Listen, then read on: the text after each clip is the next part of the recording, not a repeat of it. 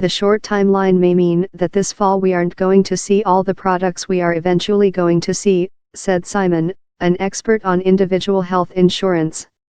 We might see some more heavy marketing of products that already existed. Jeff Smadrud, CEO of Pivot Health, which offers short-term plans, says companies are behind the curve on updating their plans to account for the greater leeway provided by the Trump administration. He's forecasting minor improvements in plans by October but a lot of change in 2019.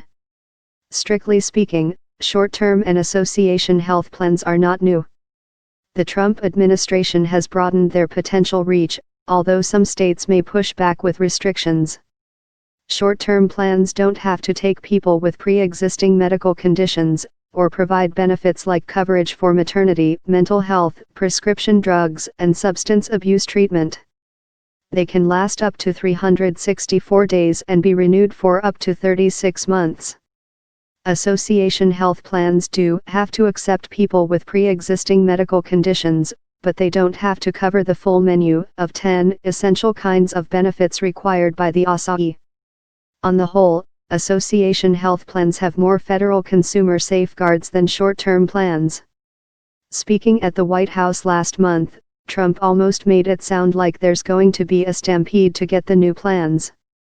So all of the insurance companies are going wild, they want to get it, he said of association health plans.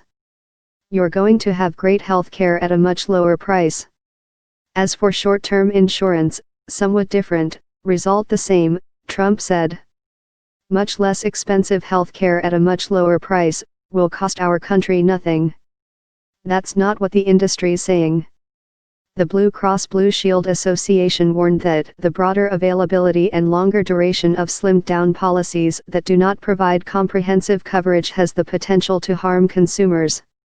And America's Health Insurance Plans, the main trade group, said, "We remain concerned that consumers who rely on short-term plans for an extended time period will face high medical bills when they need care that isn't covered or exceed their coverage limits."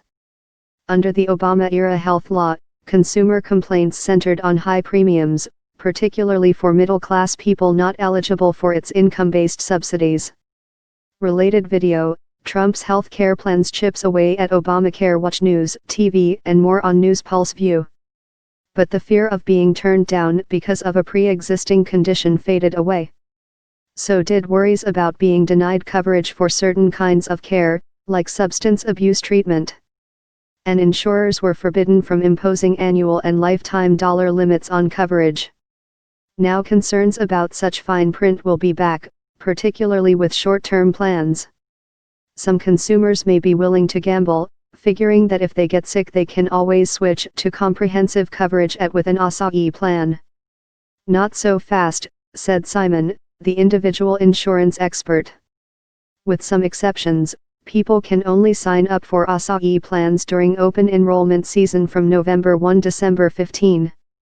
If someone in your family later gets diagnosed with a serious mental illness, for example, you might have to wait months to get them into a comprehensive plan that will cover that condition.